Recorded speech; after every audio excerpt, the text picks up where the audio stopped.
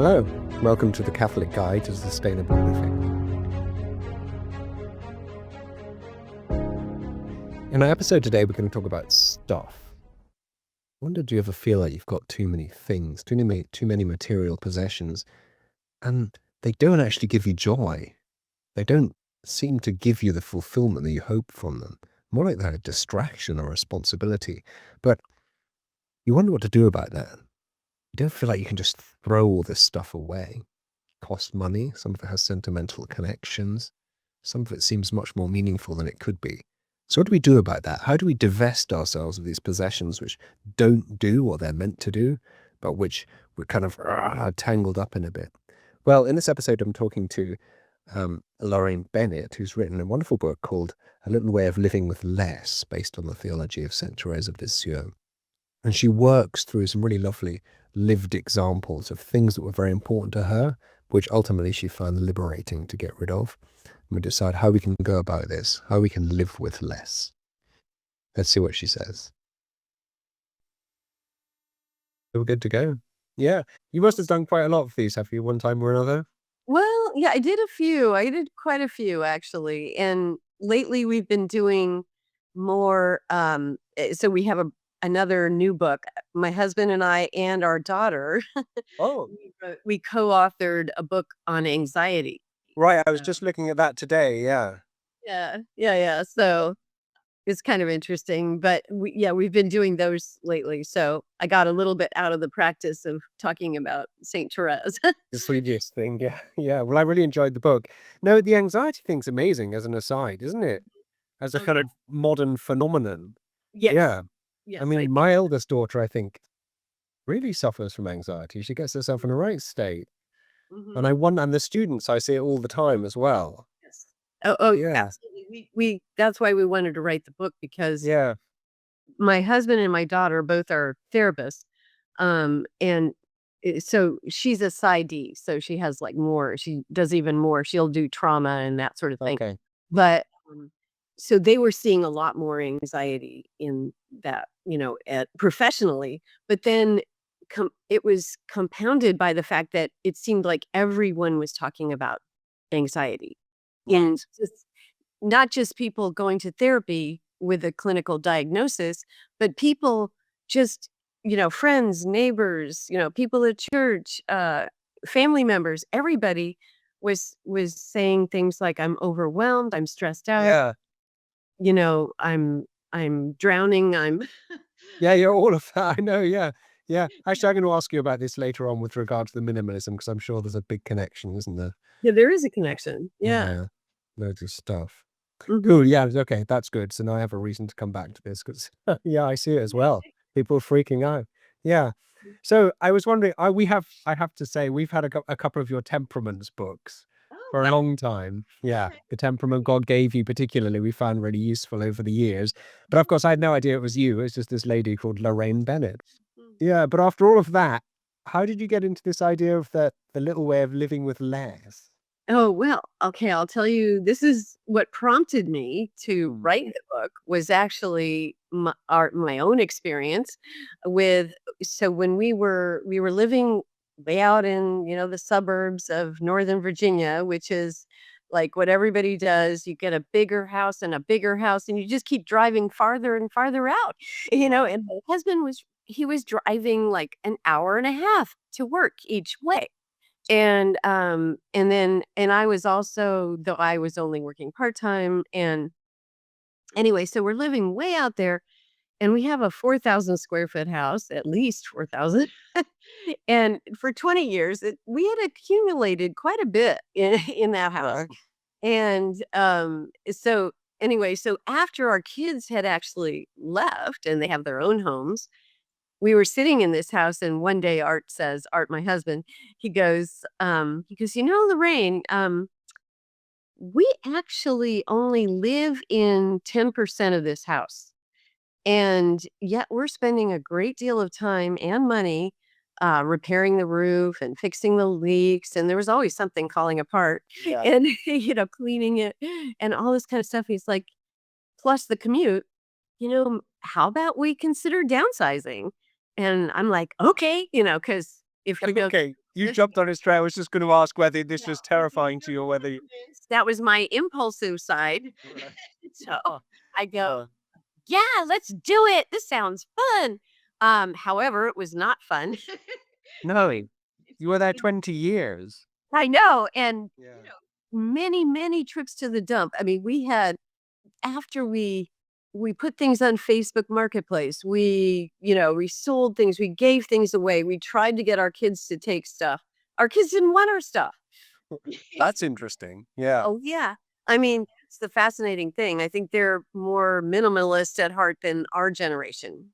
But at any rate, so so we've done everything we can to get we still got carloads and carloads of junk that literally has to go to the dump. And it was kind of horrifying, to think that all this stuff we had accumulated and that it's trash and it's filling up the landfills, it's and who knows how long it takes to degrade. And so all these thoughts, and it actually was very stressful as it turns out to me. And, and so, Yes, stressful. How stressful? Just in the process, or stressful because you were getting rid of the stuff that was important to you? Yeah. exactly. Because I had to work through actually letting go of these things. And in that process, I realized how attached I was to all these things. I mean, these memories, all these things. And like silly things like we had purchased for our kids when they're growing up and they're very young. We had gotten it was one of our major purchases was this whole bed, this bunk bed system, for the kids, and it was solid wood. It was so amazing, and we spent miles of we probably went in credit card debt at the time, you know, and here's this beautiful hardwood, solid wood, and I'm like, any of you guys want it? I'm asking our kids. 4 kids, they've all got kids. All of them. We've got grandkids. I'm like, "Do you want this?" And they're like, "Nah, we've got our own stuff." I'm like, "You sure?" And why do I care? I don't know. I've invested in this object, my memories or whatever. I've become attached to it. And it was like this with many things that I had, and I had to slowly I had to realize that I could detach from these things. Yeah. And and I think a lot of people do struggle with that. Well, that was kind of what prompted me to write the book because I was thinking, I think there's something of interest here. Other people might be interested. And then I turned to Saint Therese, who, of course, is practiced heroic virtue in all things, charity and poverty of spirit and gratitude and all these incredible virtues. Well, these are all things that I felt I could use in this situation. So how did And you make that connection to Saint Therese? You thinking, first of all, you were thinking get rid of stuff, then Saint Therese came up, or was it the other way around? Or it was first getting rid of stuff yeah. and realizing that I was very attached. Mm. And then kind of like thinking, well, there's actually some potential for growth and virtue here because attachment, is something very fundamental. I think it's Father Dubay who do you know Father he wrote about Saint Teresa of Avila and Saint John of the Cross. And one of the key pillars of I think their growth in holiness and deepening their prayer life, one of the key pillars of it, if there's a pillar, Mhm. would be detachment.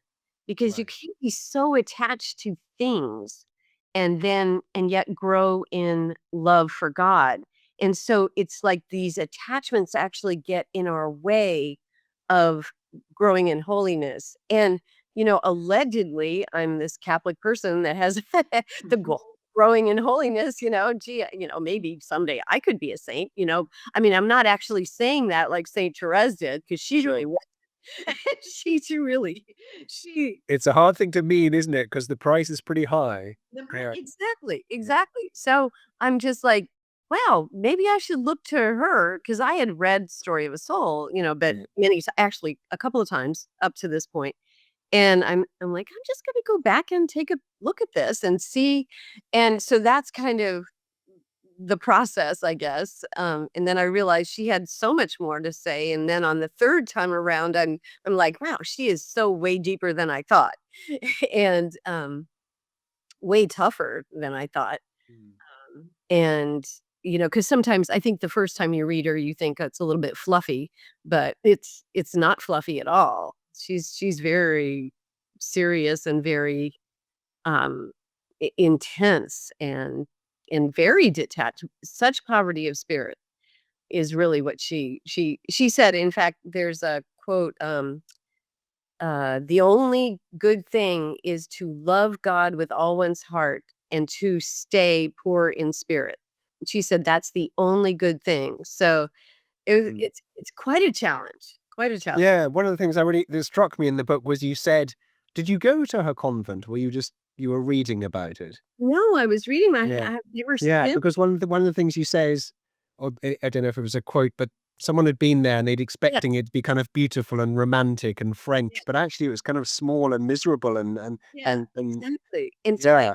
yeah, super tiny. And yeah, So she was exactly. committed to just totally hiding and totally and unbelievably taking on this poverty of spirit. Yeah, Yeah. yeah, Yeah. exactly. Yeah.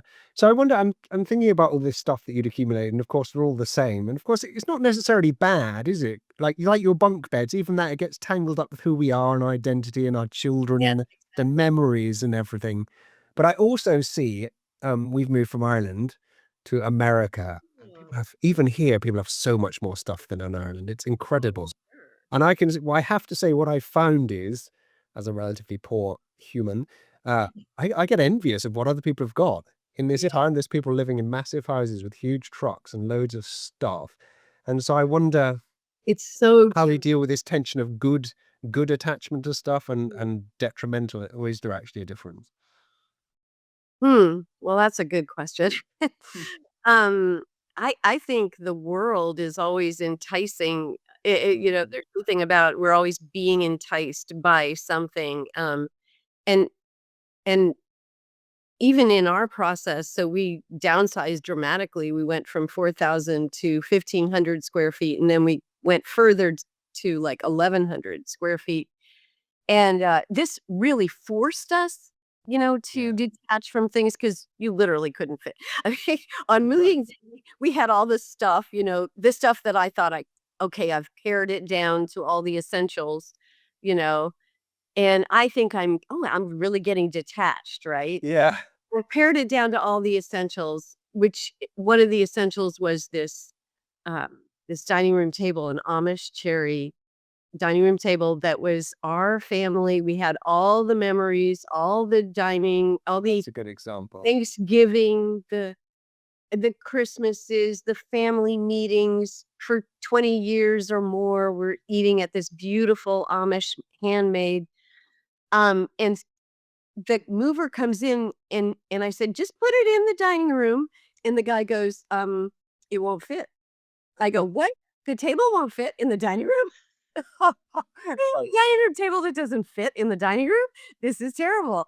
And so I'm like, okay, well, I'm not giving it away. I took it apart and shoved it under our bed in in the bedroom. And I'm telling a friend this story, and I said, "And there it is." I get out and I stub my toe on it every morning, Yeah. and 'cause it doesn't fit. And he's like, "Well, that's horrible. That's terrible. You should immediately give it away. You should give it to one of your kids." And I'm like, "Well, that's easy for you to say," you know. So it's here I am, yet again, still invested in things, and it Right. this I reminds suddenly have this image of you turning up before God carrying this table on your back. exactly, right? Yeah, and he'd say, "Well, do you love me or the table? You want your table." It's like but it's like Gollum in the Ring, and it's so similar, but anyway, so I finally did, I go when somebody had to point it out to me, I go, "Well, you're absolutely right. What's it doing? It's no good under a bed," you know? And so I did. I asked my son, and they have 4 kids. I'm like, "Would you like this cherry ta" they also rejected the both beds, but, but they took the table. So Okay. You're like, "Oh, handmade Amish, okay." You know? That sounds worth having. Yeah, that's pretty cool. Yeah. Fence. Yeah. But yeah, but so I think I'm not sure that we should be attached to anything but God. Like, we should try to be only attached to, o I mean, God, and not even attached to our loved ones in an it's, well, we should be attached in a healthy way. Yeah.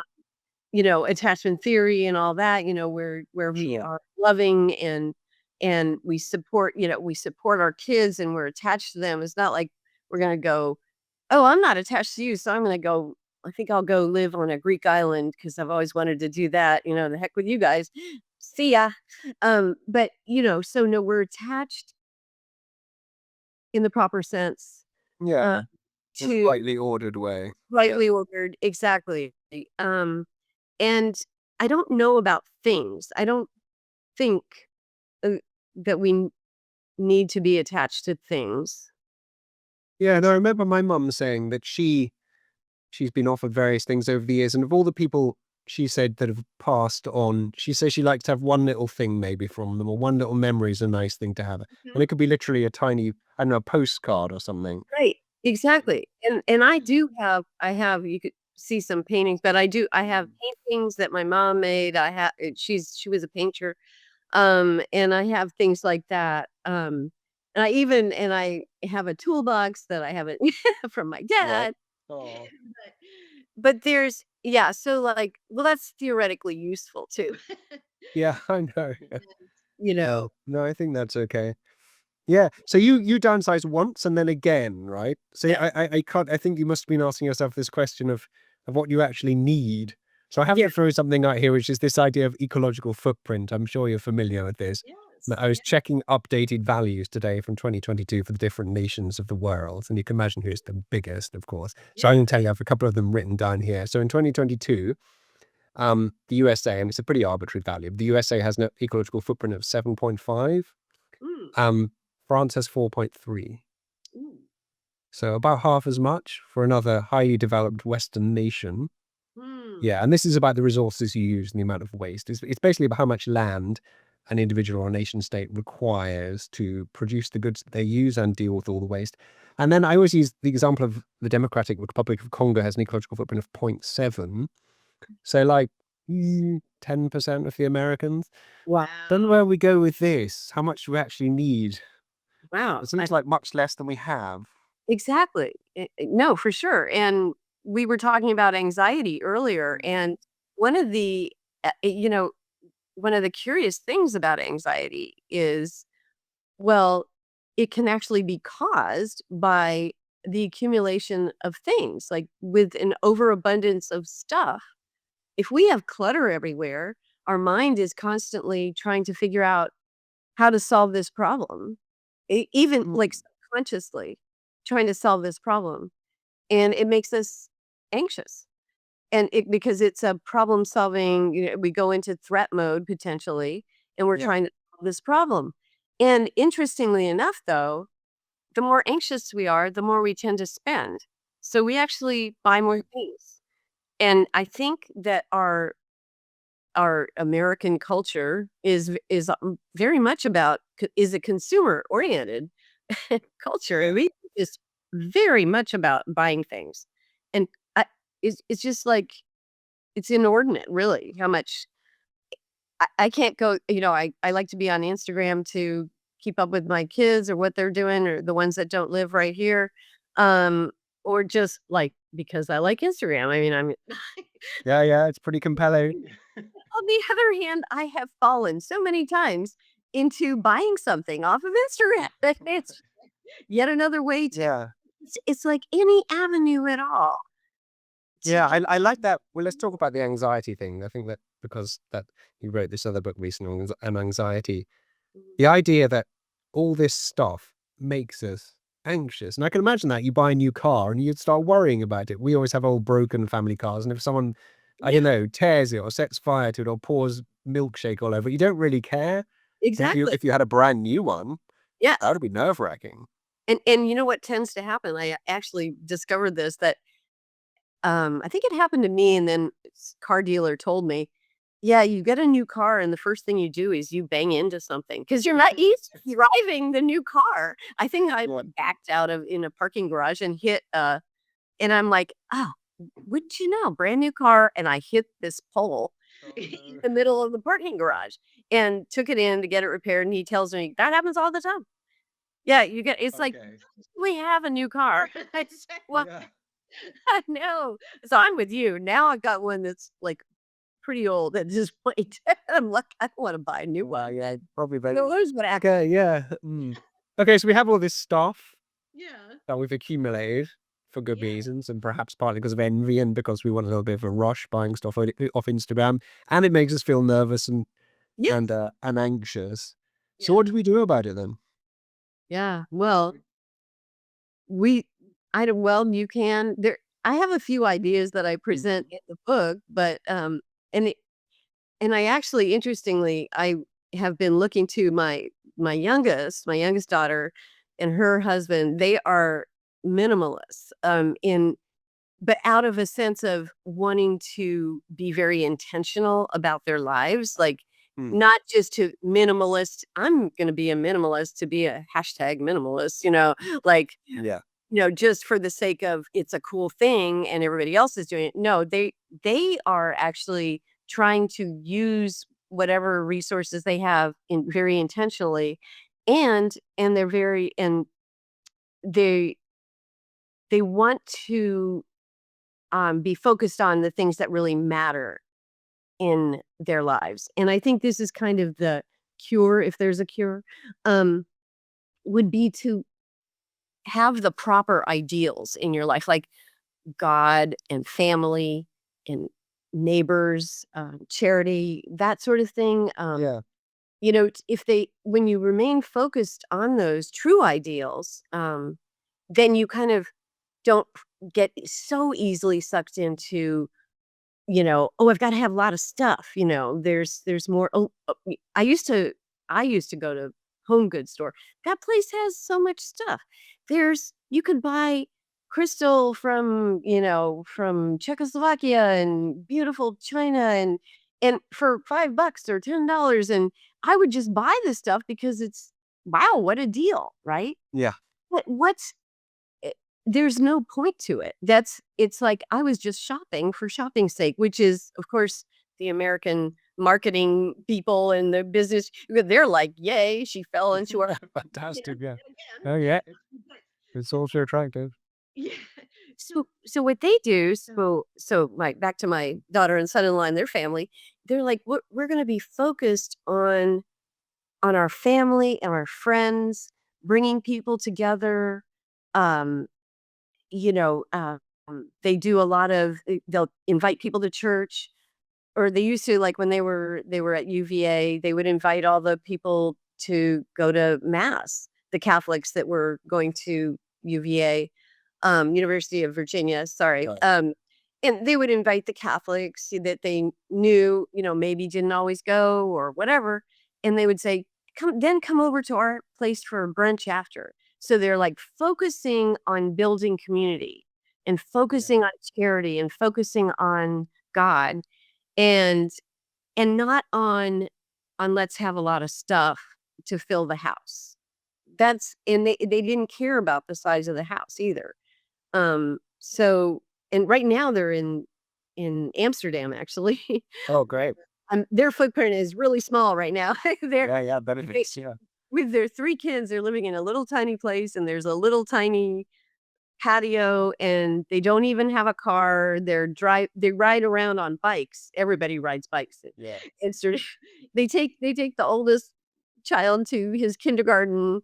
They put all the kids in this bucket in the front of a bike, and they Yeah, yeah, yeah, like in Copenhagen. I love that, yeah. Why are they there? What are they doing there? oh, well, he's been, he's temporarily, stationed isn't the word, that's from the military, but he has an assignment with his company Oh, to be okay. there for a year. Yeah, and this is, like, right up their alley because they love riding bikes and Yeah. yeah, but yeah, so they have, like, I just got a little, like, a Snapchat from from my other daughter who's visiting them. She goes, these are all the toys they have. And it's like a little tiny basket. And there's like 4 toys in there. She goes, this is all they have. For 3 kids. Yeah, yeah, yeah. And So it sounds like, and you talk about this a lot in the book, that simplicity, this kind of simplicity is a virtue, or it's part of virtuous life. Yeah. yeah. And but they also have less anxiety because they're not frustratedly tripping over toys in the middle of the night. They're not cleaning their clutter and trying to find where stuff is, or because there's so few of the things. It's so much more simple, as you said. There's less of it. Right. And You could walk away from it. yeah, and they Yeah. could focus on, what they need to do, getting the kids a good breakfast, or, saying their prayers with the children, or whatever it is. Yeah. And this was my overwhelming takeaway from the book, was that this decluttering isn't just, like, as you say, a trend. It's actually quite a fundamental aspect of the Christian life, as far as I can see. It really is about orienting yourself rightly with regard to the world and to God. Right. And there's, in fact, in the catechism, there's this, see if I can pull it up. The precept of detachment from riches is obligatory for entrance into the kingdom of heaven. Okay. Obligatory. And we are, unless you say, oh, well, I'm not rich, or we're not rich. We are so rich, like you compared to the Congo. Right. You just mentioned, if we're using, what did you say? How big is our footprint? Well, 10 times that of 10 the times Democratic the Republic. Congo. And likely the people in the Congo are probably happier as well. I mean, I'm guessing. I'm sure lots of them are in many ways. Yeah. Yeah. Yes, Maybe we could meet in the middle somewhere. yeah. Funny, which is France, actually. Yeah, It's you have happens to be, to killed by, people. yeah, it's pretty bad in many ways. Yeah. Well, yeah, there's bad things there too, but yeah, but the point being that all our riches in our wealthy country, all these things are not making us more happy. Yeah. So obviously this podcast is going to be called something like A Catholic Guide to Sustainable Living or something like that. But it seems that, oh yeah, I've been talking to all sorts of people who, well, we had talked to someone who makes ethical, sustainable Catholic fashion. She was really cool in New York, Litany. We talked to theologians and people who are into gardening and farming and homesteading and all of these things.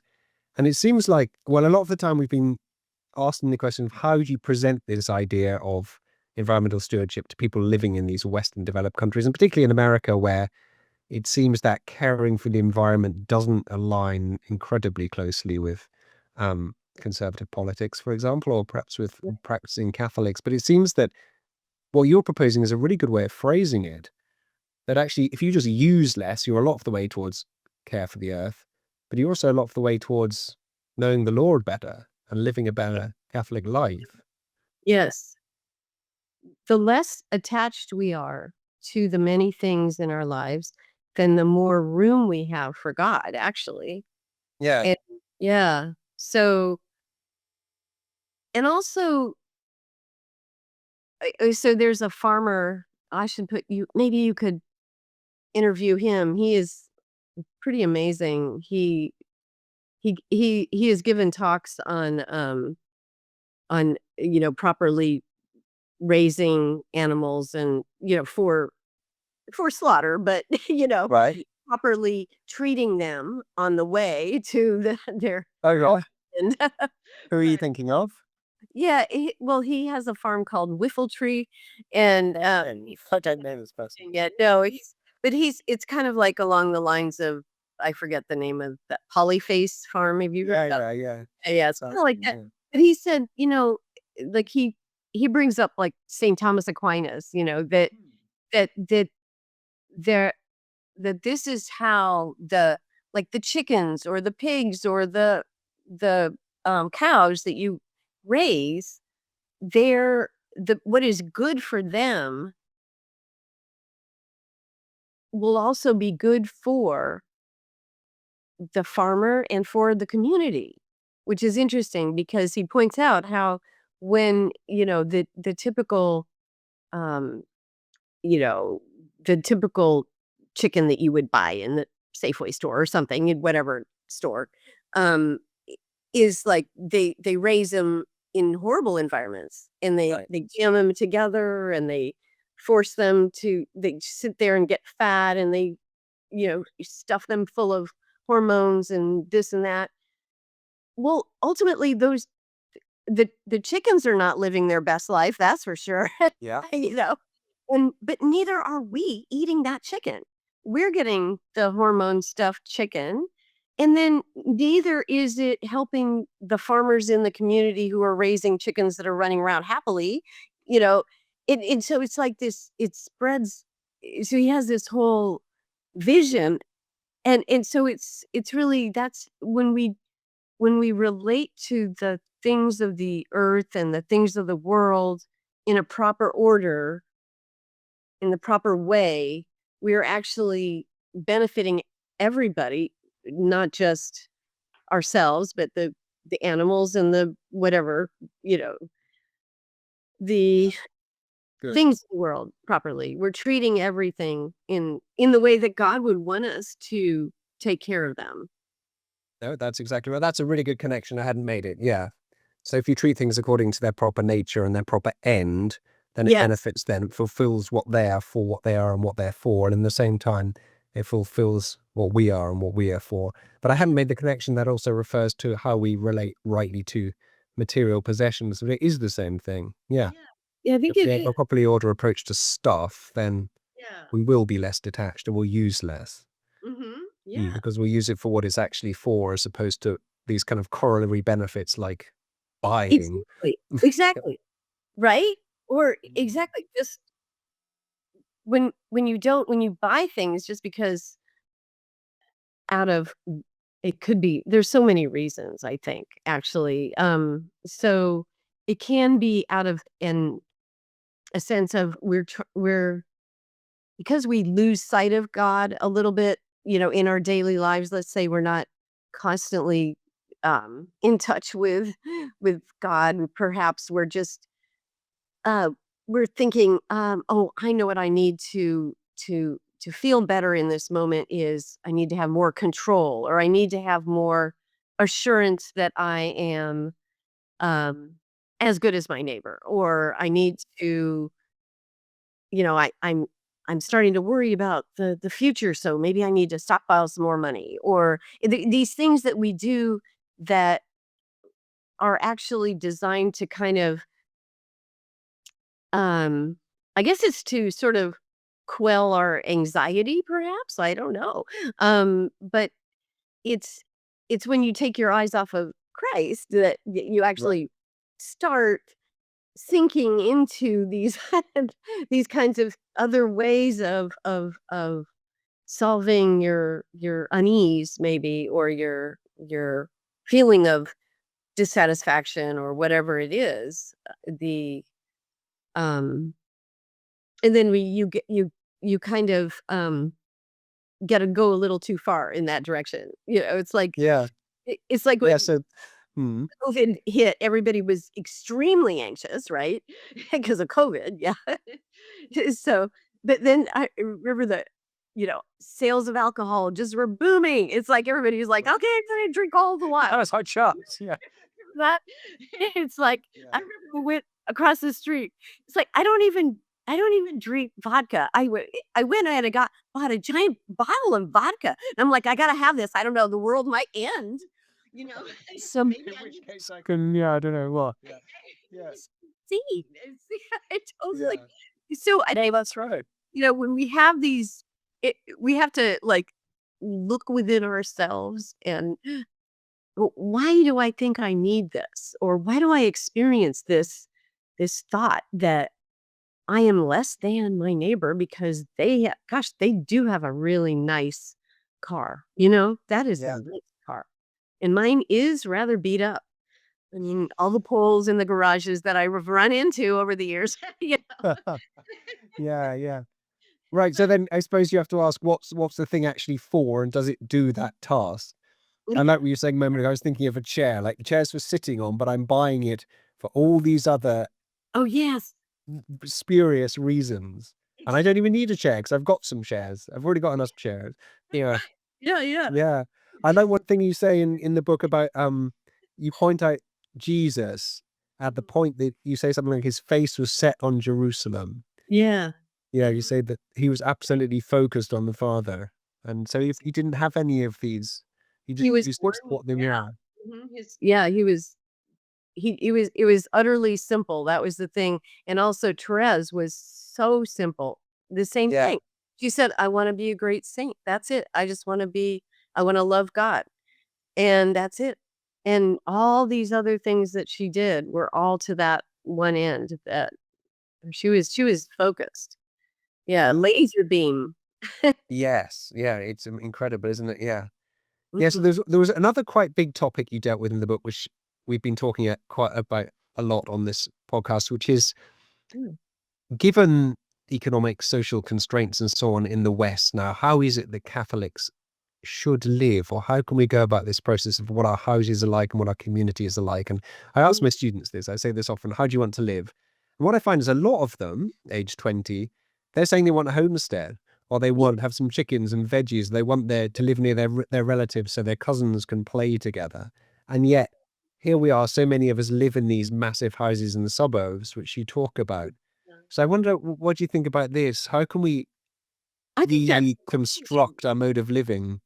I don't know if we can. I wonder if we can. Hmm. But it's almost like we wish we could go back to the time, or we go to Europe or Mm.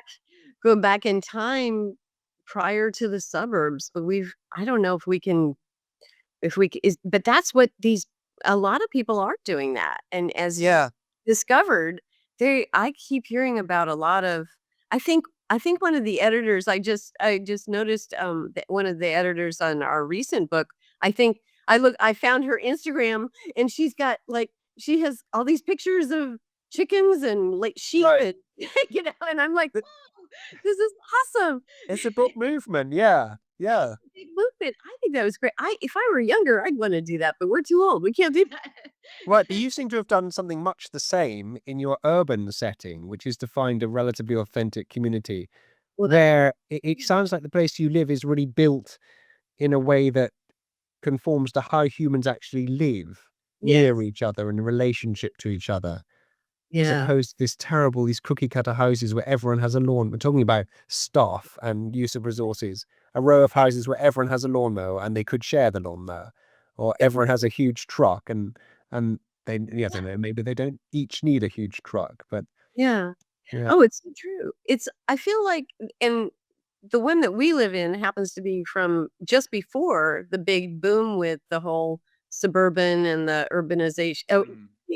the flight from the urban uh, situation, and then building the freeways and actually destroying communities. There's a real dark side to that. They Yeah, were I because I went down that. I didn't put it so much in the book, but went down that rabbit hole, and they destroyed some real thriving communities, and really out of a kind of a racist motivation, which is really frightening, because the neighborhoods they took down, they decided those people wouldn't be able to object. right. It's about power, isn't it? Yeah, who's going to Yeah, make the most trouble? Yeah. exactly. And so they built these freeways, and then the suburbs came up, and then all that kind of stuff. Mm. And fortunately, ours is like right before. So we say, Art and I go walking every day around here, and we're like, this could never be built now. I don't Yes. think you could do it. That's the problem. Is it's uh, because it's like it's windy, and the sidewalks are Yeah. undulating, and there's these little pathways through green lawns and just lots of trees, and well, there's space for playing. Now they would say, well, you got to put 20 more houses on this spot. Like, you're wasting there's money to be made here. Right, which is exactly the point, isn't it? So he sort of is back to what a house is for and what's a community for. Is it actually to create a place to live in, or is it because Yeah. it's basically about making money? I think now it's about making money. The place we lived in when we lived out in the suburbs, the big house. They put it together in 6 months. It was built in 6 months. Like, it was alarmingly flimsy. I know. Yeah, exactly. From the perspective of sustainability. Yeah. We were Yeah. constantly fixing it. Right. It's constantly going something wrong. And we're like, "Yeah, but they just did that because they were popping these things up, you know?" Yeah. And in fact, we were on the grounds of a Benedictine monastery. And the Benedictine monastery, but this was so sad because it was at one time it was huge, and it the land little by little was sold off to developers Right. to help probably the Benedictines, but they they probably needed the money, but pretty soon they've only got their convent left and Yeah. a little space around it, and prior to that, they had, I think, school. Well, they still have a school, but anyway, it's like that's, or else it's a farmer used to have it, and then the farmer retires, and he's like sells it, and the housing developer comes in and puts a whole bunch of as many houses as we can on there. Yeah. It Make is as amazing. I always remember the story in Glasgow. Mhm. For a long time, people lived in tenement blocks, they were called, which are these really tightly packed small apartments in the center of town near to where they worked. So, from the docks, for example. And then their modernists came along and decided all these people would be much happier living in tower blocks, big, new, fresh, bright, airy tower blocks on the edge of town. So, they squashed all the tenements, built these tower blocks, and moved everyone out. And Yeah. they were devastated. Everyone was astonished that the people hated it because actually although it was very poor and miserable in some respects, they'd loved the community. They had Mhm. loved living together with the families, with the other people near to where They they worked. enjoyed the community. Yeah, they actually had some integrity and there was a lot of positive aspects to this. And then they were kind of decamped out onto the periphery and it was miserable and lonely and there were no facilities. But maybe it's the same sort of phenomenon. Yeah. Yeah. Mhm. So it comes back to what are our houses actually for? Yeah. Yes. Mm. And and and what are and they try to now, I think what people are trying to do is trying to create a community. They're trying to say, well, let's make a community around this community center or whatever, but it's not organic. It didn't happen No, naturally. So it doesn't work. it doesn't work. Yeah. Doesn't And so what used to work was, the little town in wherever, like in Ireland, I'm sure they probably had a church and a little village with a church and a pub and a In our village, 6 pubs for 80 people at a time. That's quite right. sounds good. I mean, I remember when we first moved to Germany because we did that. That's also Right. yeah, I love because that. Yeah.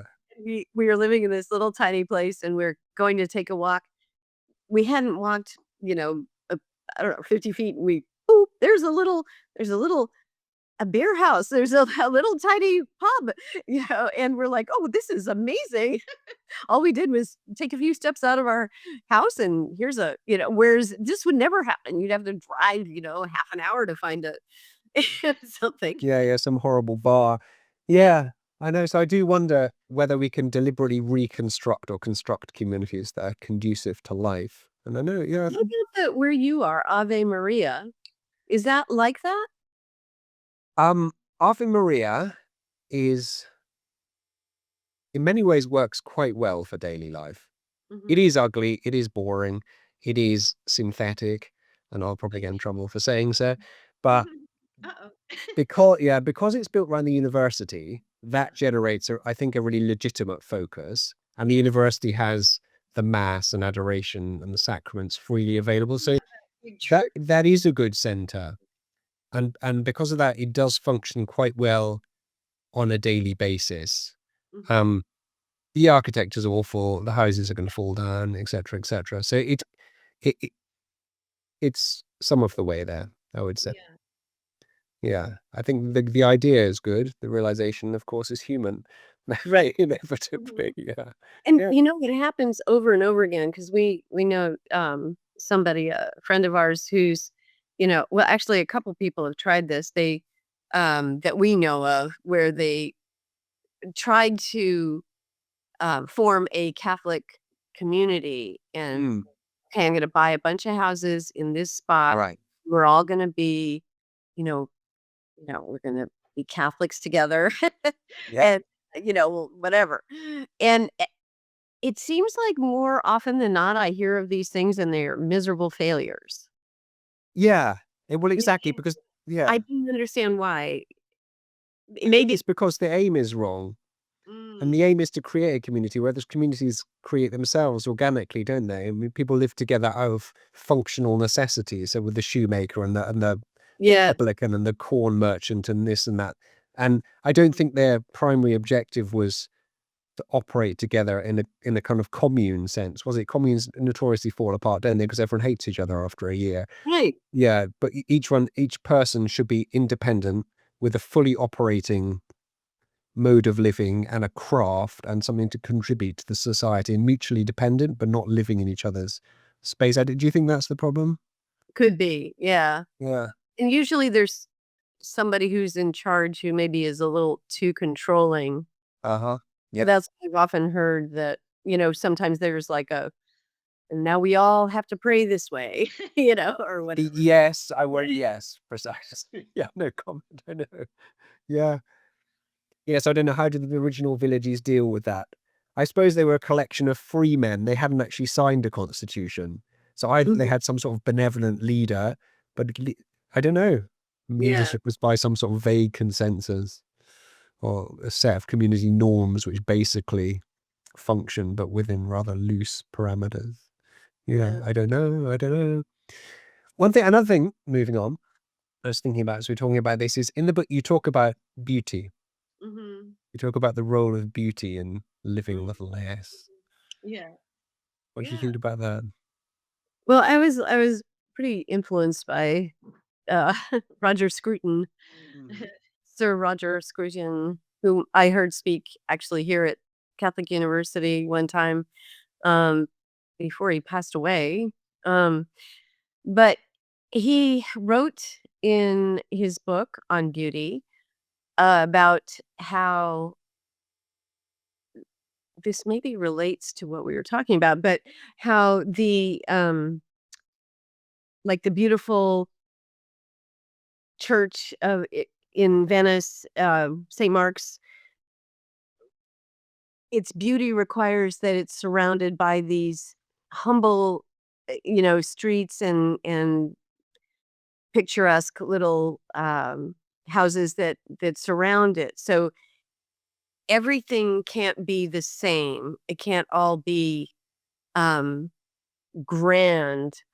There has to Oh, be the humble or the less grand. And Saint Therese does the same thing. She said all the flowers can't be roses. And you have to have the little daisies, and you have to have the violets, and you have the more humble ones, and you have the more grand flowers, and all of this forms beauty.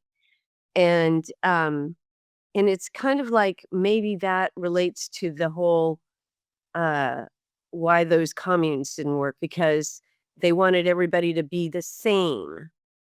right. Instead, Yeah. like you were saying, everybody has their own craft, you know, and maybe somebody has a grand craft, and some other people have a humble craft. But maybe it has something to do with that. I don't know. But beauty, yes, is more than just Mm. something incredibly grand. And so I have to go read my, House Beautiful magazines and get an idea Yeah. to change. I have to throw everything out here, and I need to, go buy new stuff at Home Goods, which they would like. Probably that would be what the marketing people would like me to do. But the Yeah. beauty can be in simplicity. I really like that. So then, well, it comes back to what we were saying at the beginning, that your house, how you design and operate your house you should be free to do it your own way, according to your own personality and your own attraction. It's not a product. It's not something to sell Yes. you. So your Yeah. house should look completely different from someone else's, and Yes. still be beautiful in I think so. as each of you is beautiful. Yeah, yeah. I think that's exactly right. There's this great quote. I don't know if I can read. Is that okay if I read Yeah, it? please do. Yeah. From is one of the most beautiful quotes from this philosopher named Fabrice Hajjaj. and he wrote about the resurrection. And he said the first thing the risen Lord did was to fold and carefully arrange his face cloth like a napkin after dinner. Hence that pervasive sweetness in a home when the laundry is in its place, when the parquet floor shines, when the table is set, and the aroma from the simmering dish tickles your nostrils, when your clothes are clean. Isn't this a perfect imitation of God, who formed the earth and made it? He established it. He did not create it chaos. He formed it to be inhabited. He's quoting Isaiah. And that kind of beauty and simplicity and order and I mean, that is just so I think he wrote that so well because that is what we strive for, because that will create a home that is nurturing and welcoming and, really treating every person who enters the home as valued and loved.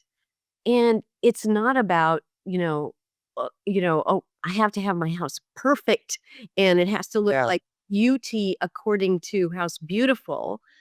And, "Oh, I better I can't have anybody over because they're gonna think I'm less than or whatever."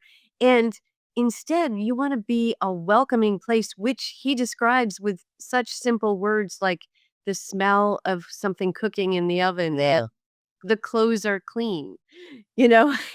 And it's really quite lovely, I think, to think of beauty that way. Yeah, it's probably much easier to attain actually if you have less stuff. Mhm. Just a few items which have a very clear purpose, and Right. each of them is beautiful and each of them is used according to its purpose. It reminds me of one time I was staying on a houseboat in Kashmir years ago before I became a Catholic. So I was hippieing around the place. But anyway, the family that lived on the houseboat, their rooms literally had 2 or 3 rooms that were completely small, wooden and bare, and they'd nothing, no furniture of any kind.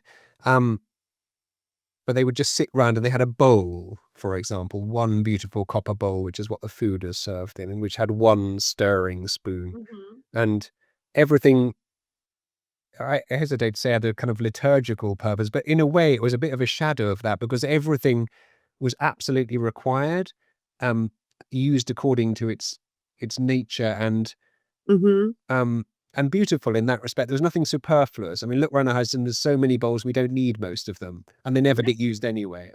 exactly. Oh, Yeah. so true. Well, people who live on houseboats, they know. I mean, Right, yeah. holders Yeah. are the most economical in their in their Right, it rooms. was like you and your table under the bed. You just can't Yeah. have stuff. Yeah. So yes, exactly. I love that story. I'm gonna remember that. That's gonna be my example now. Yeah. Yeah. Oh my gosh, yes. I know. It and really what truly makes us happy is, having people over and having a wonderful dinner and sharing and laughing together and um, in fact, recently we had a Thanksgiving. I think we had like 15 people in our place. And then I actually went to Home Goods. I was like, I regretted it. I went in just to see, and I'm like, no, I ran out, but I needed some napkins. So Right. extra napkins because I'd thrown everything else. But anyway, but we had all these people over and we had to like, put tables together, like, just to an extended long table and, um, and we put tablecloths on it so it looked nice. But we all sat around chatting across, that all these people across from each other. And because the place is so small, there's no place to go after that. We were just sitting there. And Yeah. like, and afterwards, Art told me, he goes, that was the best Thanksgiving we ever, it would not the best ever, but he said Sure. that one of the best Thanksgivings because we were all engaged with each other. Yes. We were Yeah. close. Right. We weren't spreading out and going somewhere else and somebody sitting over there in the living room, somebody sitting in the sitting room, and somebody going off in the watch TV or whatever. We were Yeah. just sitting at a long table. And Wonderful. that's actually what we want and what makes us happy. I mean, if if that's our goal, but which, Hmm. we could argue that that's what It is. Yeah, yeah. Flourishing. Yeah. yeah, but, yeah, whereas when we were out in the suburbs in the big house, we barely ever invited people. I mean, nobody would ever come and knock on our door and drop by. Nobody ever did that in the suburbs. And then if we were to invite the priest over, it'd be like all day process of having to clean that massive house, which I couldn't have anybody over if I didn't clean the whole house. You know? Yeah. No, it's a lovely story. I'm really delighted that you told the story and also that you made the connection to Saint Therese, because I think that's such a great way of informing the whole thing. Yeah, it's good. I congratulate you. Oh, Yeah. thank you. Yeah. Well, Lorraine, I better go. I Okay. think we should finish off, but thank you so much. It's Oh, good. that's It's great. great to speak to you, and thank you very much for sending me the book. Oh, I well, really thank like it. you so much for Share having me share it around. on Yeah. podcasts, and I really look forward to hearing all the different people that you have on your podcast. Yeah. Yeah, I think it'll be good for some people. Yeah, well, I'll tell you sometime in the fall when this is done and is going to come out. I'll share it with you. Okay, great. That And could be see how fun. you get on. Thank you so Yeah. much. Yeah. Bye now. Bye bye.